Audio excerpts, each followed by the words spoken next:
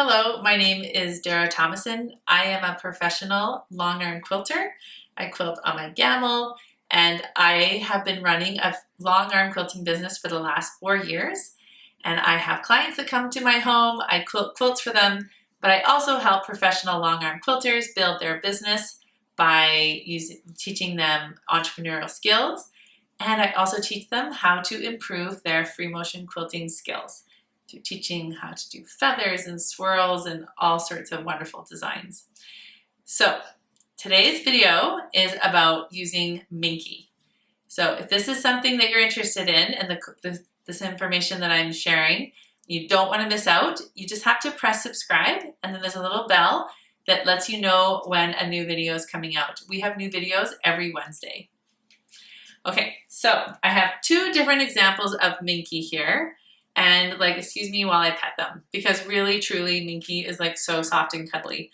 I do kind of want to just go take a nap right now. And this is the maybe more standard Minky that you see more often. Okay, so I'm talking about loading Minky on your long arm and how to make sure that you're doing it in the best way possible. Okay, so here's my example of my piece of Minky for my next quilt. Now, if I take the Minky, I can stretch it this way, and it has some stretch. And if I pull it this way, there's no stretch. So this way is stretch, this way is no stretch. So when I first started long arm quilting, I thought that you should pin the stretch onto the leaders. And so, because then I could control the stretch. So and you can still do it this way, and it's a perfectly fine way. So when I put it onto my machine, I would measure from the outside of my machine to where the Minky ended, and the same thing on the other side, so that I could have it consistent when I put it on the bottom roller. But what I've learned in the last little while is that if I can have the straight of grain, and I can pin it on the straight of grain, on the bottom and then on the top, that when I roll my Minky top, the straight of grain will help it to be flat that way. And then even though it's stretchy on the sides, the straight of grain will help keep that in check. And so that's something to really keep in mind when you're using Minky. And so, but sometimes when we're putting Minky on our frames, we have to do it the other way. We have to do it, the stretchy side is going to be pinned onto our leaders.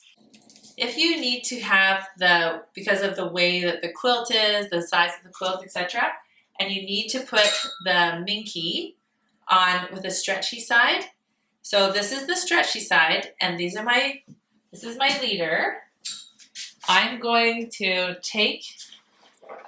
find the center of my piece of fabric, and I'm going to pin it for the center. And then I'm going to pin all the way to the end of my leaders. So let's say I have it pinned on here. And so it comes to this part. I'm not necessarily pinning it per se right now.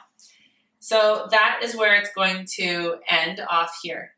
So now what I'm going to do on my frame is I'm going to put a piece of painting tape. I'm going to measure it out, and I'm going to put the piece of measuring tape 5 inches from where, let's just pretend this is on there. So I'm going to measure it 5 inches from here to here, and I'm going to do the same thing on the other side. So as I'm rotating my quilt top, I can always check to make sure that 5 inches is keeping nice and straight. And so that is how we're going to avoid any bunching or any undue stretching on that. So although Minky is a little bit scary in a way because it has a bit more stretch than a regular cotton, so my first recommendation is to pin it the straight of grain.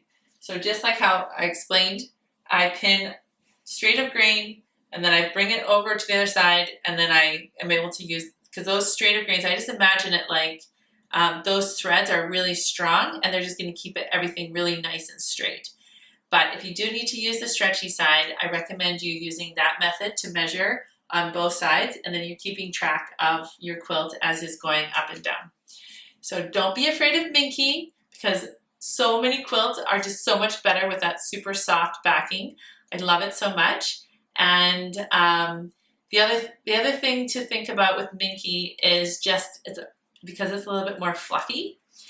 Once it's cut, if you could cut it outside, that's even better. So once it's cut, it will be all frayed.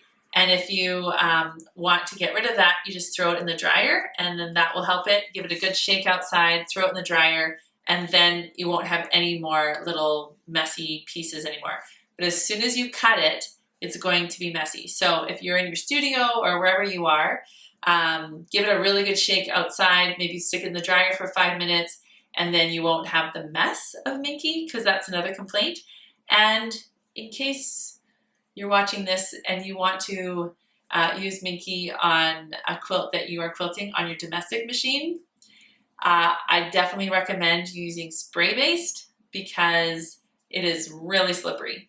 And so pin basing a quilt that you're going to quilt on a domestic machine with Minky is not the greatest idea. I would definitely recommend you using spray-based. Thank you for joining me for this video on Minky. It's just a quick little video to help you solve some of those questions that you have rolling around in your head about, should I use Minky or shouldn't I? How do I load it? What do I do? So if you have any other comments or any other questions about using Minky in your quilting, on your long arm, or even though I still love my domestic machine, that's where I started out, you can just ask me on the links below.